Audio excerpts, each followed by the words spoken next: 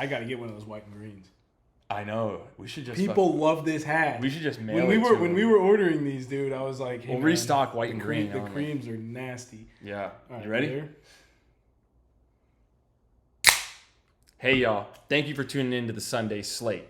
My name is Alex, and I'm Casey Proctor, and this is our 2024 East-West Shrine Bowl interview coverage. Enjoy. Peace. Like, if you got 3 syllables, I'm always like, damn, dude, you gotta come up somehow. Mess my name up with it, so I just started saying, call me Trey. Word. Well, dude, thank you for coming. We're just rolling. We don't want this to be anything crazy. Hopefully, it's your easiest interview over the next couple months, right? Yeah, you got some good ones. There's been some good ones already. Yeah. Oh, you already got some interviews in? With who? With all the teams in here, cluster meetings, cluster interviews. Okay, so that's cool. What are those like? It was actually fun. It was interesting. They was just basically asking my background story, you know, how I got to where I am now. Yeah. So kind of my background. Get you to tell your story, and that's beautiful. How many teams are here? All 32. All 32. Yeah, that's what I thought. Well, we were here last year, and the takeaway was like, you know, so many guys, you're almost guaranteed if you get an invite to the Shrine Bowl or the Senior Bowl, whichever it may be, like, you're almost guaranteed to find a roster. Right. You know, so to be here has to be a huge honor. What was that invite process like? Definitely interesting. I was kind of waiting on the Senior Bowl a little bit as well. Right. And so when I invited this one, I felt good. Me and my agents felt good about it. So I knew I was gonna come and do what I can.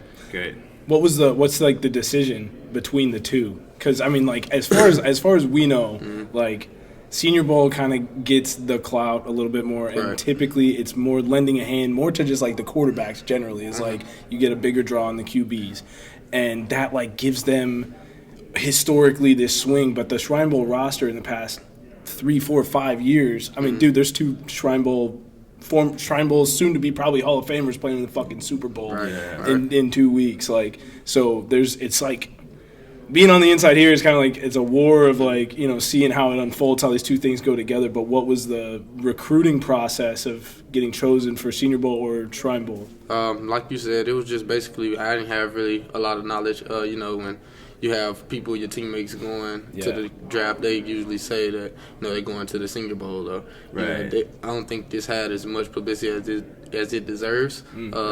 Being inside of it now, I feel like you have the same equal opportunity here and there. Yeah, that's exactly how we feel, dude. Like, for us too. So I'm in Vegas. I'm born and raised in Vegas, and he came down from Denver to go to last year's Senior Bowl or Shrine Bowl. And it was our first time doing anything like it. You know, like, I hadn't ever been on the field like the way that I hadn't been able to interact with anybody like you, the way we're able to. And I was like, you know, I can't imagine the Senior Bowl being too much different. Yeah, right. Because at the end of the day, you're just looking for somebody to look at you, right? And so if it's here or if it's in Mobile, it doesn't matter.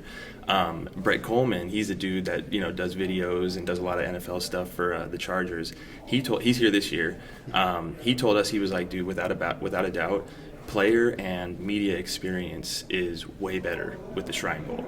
Like, way better. Obviously, Nagy and those guys over in Mobile are big. You know, Senior Bowl, that's where they get a lot of the first rounders. But I'm stoked for you for this weekend. You know, get to show off. You had a great year this past year. I think you were the active leader in interceptions at Ole Miss at some point. You ended with 6, right, on the career?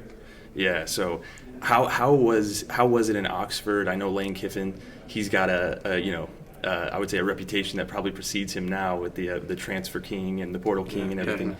How was it being in Oxford for all that time, and kind of, you know, I feel like you left Ole Miss in a better place than it was when you showed up. So how was that, your time there in Oxford? Oxford, man, that's a place I ever have in my heart forever. Yeah. It holds a dear spot. Just a community, you know, I don't stay too far from there. I grew up like probably maybe 35 minutes away from Oxford. Wow. So just being in that Oxford environment, you know, is nothing like it. Yeah. Coach Kiffin, always bringing in transfer, like you said. It's just all about building brotherhood around them, making sure that they know they have the same equal opportunity, and making sure, since I was the vet, you know, this year, that I brought them in open arms and let them know, you know, how it is in the community and in the environment. That's awesome. All right, so give us a little insight. Baseball guys, we said earlier, right?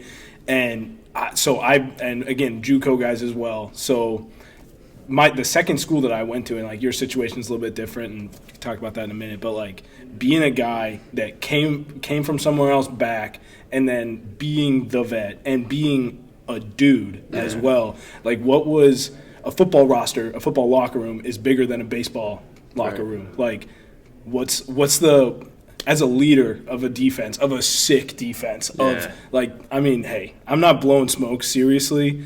Mizzou and Ole Miss were my two favorite outside of the playoff this year. As like, if the expanded playoff was here, it would have been fucking sick to see the run that the Rebs could have gone on. Definitely. But what, from your perspective as a guy, and like how this can translate to a career future for you, is like, who are you as a leader, and how do you think that you mix well in a locker room? I feel like I'm very quiet. As sometimes I know when to talk. I know like how to talk and when to talk, but I'm not like one of those guys who will go in and, you know, just talk. My energy is always there. I feel like I always have a smile on my face when I walk in the building. Yeah. And I bring business. I'm ready to stand on business every day. No matter what. You know, since I've had my daughter, it's always been like great days. I just try to make sure I keep stacking the great days. Awesome. And doing everything I can. So if I ever say something to, you know, the back end, they know that they did something bad. They have to be horrible. Like, that's another coach on that field, right? Trey's on my ass, Like, come on, like we can't do that. We gotta lock in. Dude, well, sorry. Today was the first practice. Like last year, we only went to the game at Shrine Bowl, right? And so like, didn't get all of this experience. Today, I got into town in time for y'all's practice, and I noticed like during the special teams period, specifically, I was down on y'all's end of the field, and like Jerrion Jones seems like a guy that's pretty outspoken. Yeah, definitely. We're gonna talk to Roe later on today, and then I noticed that you kind of were just like, yeah, just like chill, moving on. Like, and you know, it's funny to see like those dynamics, and in this environment specifically, where you all come from different places, and then you're here to, you know, showcase together. It's an all-star game. Yeah, for real. I mean, that's period. Like, that's it. Me and Jerrion played an all-star game out of high school, so. Oh yeah. Really? So I've been on Jerrion, like me and Jerrion. Dude, y'all get on each other's ass a little bit, or? Oh no, me and Jerrion always, you know, we locked in. We ready. You know, he brings the fire. He's very outspoken, like you said. He good talks balance. A lot of trash. And I talk my trash too, but you know, so we always been. Yeah, he like I see he shoved somebody out of bounds on punt returns, and he's like, "I'm on your ass." It's like, dude, this is walkthroughs. Like, I mean, that relentless type of shit. He don't even care. But it doesn't, like, you know. Your role, the guy you are too, that, I mean, the dynamic of every locker room, those ebbs and the flows, the balance, yin and yang of all of that exists, yeah. You mentioned you got a daughter. Yeah. That's awesome, dude. Along the journey, I got a 1-year-old myself. So from a regular dad perspective, I feel like I really had to step up my game as well. Yeah, definitely. I can't imagine. I want you to describe, because I can't imagine, what is it like to bring your daughter into this world? How old is she? She's 21 months. Oh, dude. So she's about to be 2. Yeah, she's about to be 2. So she's been on this journey, a lot of it with you as well. Describe the feeling of, bringing her in this world. You can name drop, you can gush, because I know you're probably a proud papa, but yeah, for sure. Bringing her into this world, and then also how that changed, you know, because I'm sure she came into this world, was that after JUCO? Yes, sir. Yeah, okay. Yeah. So how did that change you as a man, but then how did it change your approach on the field? As a man, it basically just changed how I view women. Basically, okay. Everybody know, it's kind of different. When I always been like one of those kind of celebrities from my community, just because I always been good in football. Top dog, right? And I did all the the things, all the scholarships and different things like that other people didn't do. Right. So kind of just made me take a look at myself and take a look at women and respect women a lot more than I was in my past. Good on you, man. That's awesome. What's your name? Layla. Layla. Beautiful. Beautiful name. Layla Prince. What a name. Yeah, Alex wasn't so lucky. He had a boy, so he's still a dumbass. Yeah, I'm still part of the dogs, but I think about it the same too. Like I got a lot more respect for his mom, and yeah, definitely. You know what I mean? Yeah. So it's something for sure. That's awesome, dude. I didn't I probably could have. You don't get that stuff from stats. You don't understand through stats like who Deantre is, how he leads, and stuff like that. So that's awesome to learn.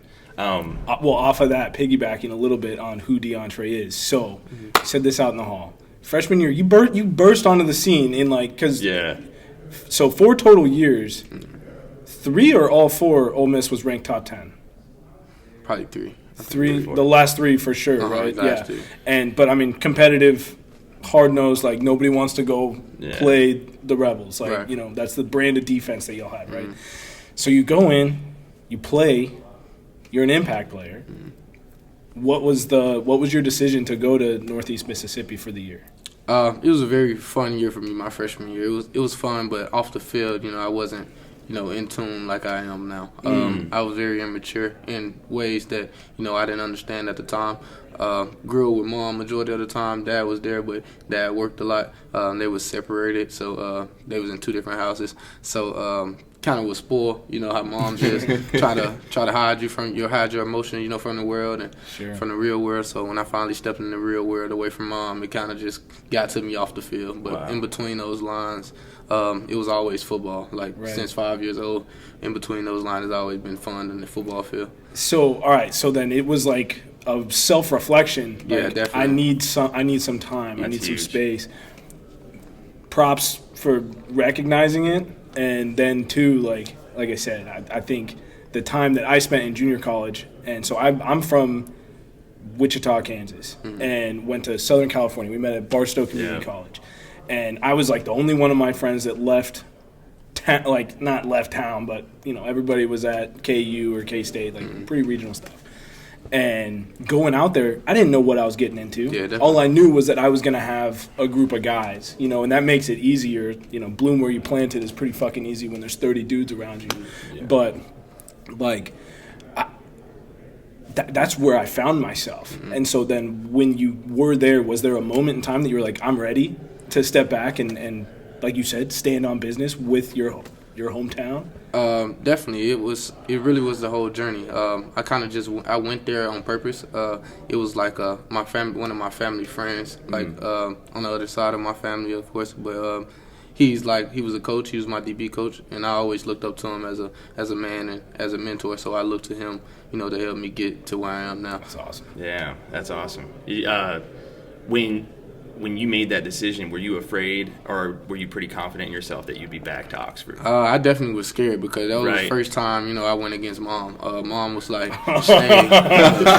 Oh, you were scared? Yeah, I was scared, but at the same time, I was like, it got to work because, I'm going against mom. Right. Well, man, she's got to be super proud of you now, man. That's awesome. Getting back.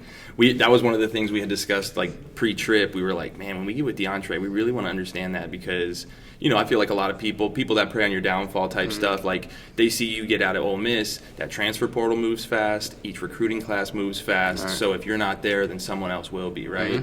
And I'm just very, very impressed, dude, with how you were able to just kind of, just like he said, recognize it, but then go back and say, okay, I'm not here to take it easier. I'm actually here to turn it up a notch, and when I get back to Oxford, I'll be ready to be that dude again, as you were freshman year.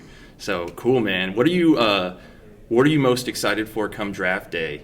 And, who are you most excited to share a hug with and kind of have that moment with? Draft day. I'm most excited just to see my community. I'm going to do it at home. Cool. The draft. Yep.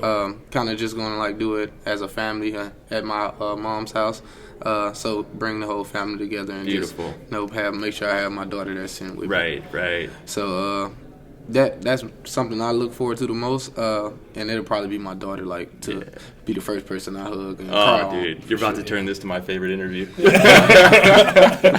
I mean, that's got to be something you geek out about, definitely. No doubts about it. You belong up there, with some of the stuff that you've done in the best division in college football. Let's be real, for damn near a decade plus now, probably 2 decades. Yeah. So I'm stoked for you, man. I'm excited. You got anything else for Deantre? I think that's it. We had it was an easy conversation. We had so many things. We want to talk about this. Pre-game music. You got anybody you're banging on right now a lot in the car? Or? Any Lil Durk. I like Lil Durk a lot. But if I'm trying to calm down, probably some Adele. Something like that. Some Adele? Yeah, I like all Adele. right. Oh, okay. Yeah. Dude, let's get you out to Vegas. I think she's about to have a residency or something. Serious. No joke. Okay, I've got 2 more questions. In your announcement, your draft declaration, I was reading it. It was well written, and you had shouted out Charleston MS. That's middle school, yeah? Charleston, Mississippi. Just Mississippi. Okay. Right. So yeah, I gotta get my state abbreviation. But I was wondering. I was like, man, what about middle school? Got you, man.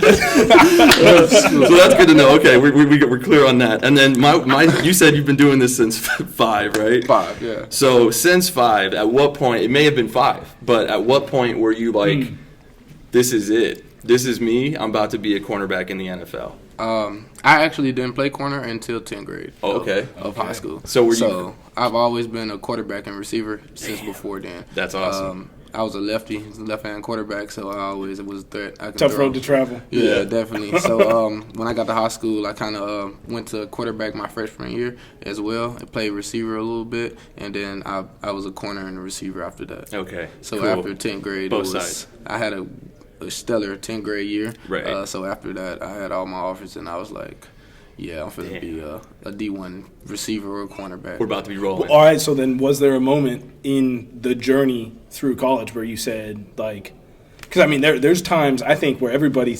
in college either makes a decision to, like, this is it, or, because when I became a senior in college, I knew I was done. So my senior year was a blast because I had nothing to lose, and that was the best year of my life. Right.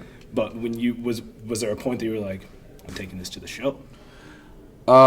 Absolutely. It was freshman year. I kind of knew I was going to stay with corner. But receiver was my favorite for sure. I wanted to play receiver in SEC.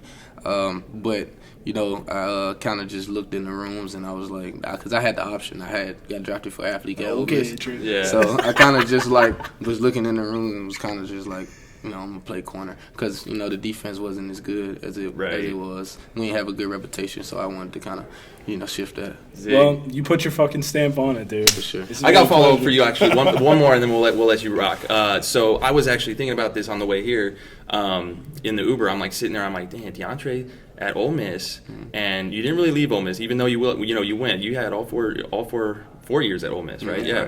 And I was thinking before you, and maybe not before you, maybe you're rolling in as a freshman, kind of, hot shot 4 or 5 star recruit, right? 4. Yep. Okay. And guys like, A.J. Brown are still visiting campus. Guys like Elijah Moore may have been on roster, maybe. I don't know. Elijah was there. So I'm sitting here thinking, looking at a lot of the stuff that you put on tape, a lot of the stuff that you put on a stat sheet, like how much do you attribute it to maybe some of the guys that came before you as receivers to kind of push you to be a big man on campus? I really never really got the opportunity to hold Elijah because Elijah was in the slot and I was kind of always outside. Right. But Braylon Sanders, I used to hold Braylon Sanders every day. Okay. In one-on-ones, I always wanted to go with the best. Yeah. Deantre, Drummond, I used to hold all those guys, all our top receivers. Yep. Freshman year, I used to hold all those guys because I wanted to, be the best I can be. Yep. And I only got the opportunity to start when I, caught 5 picks fall camp. My freshman year. So that was. They don't put that on the stat sheet either, dude. No, you don't get credit for those in the stat sheet. That's awesome. Well, dude, Deantre, good luck, man. We really appreciate you spending time, dude. Serious. It's so cool talking to you and getting to know. Interview. Okay, good, man. Good. We hope to keep. I tried to promise it to you, but this is our first time doing it, so we'll get with you. You got your hat? Yeah, I got it Okay, right on the cool, side of man. my bag. Appreciate you, dude. Well, God bless brother, you. God bless you. We'll see you on the field tomorrow, probably. Oh, yeah, for sure. We'll tap in. Cool, man. All right, Thank you, Deantre. Have a good night.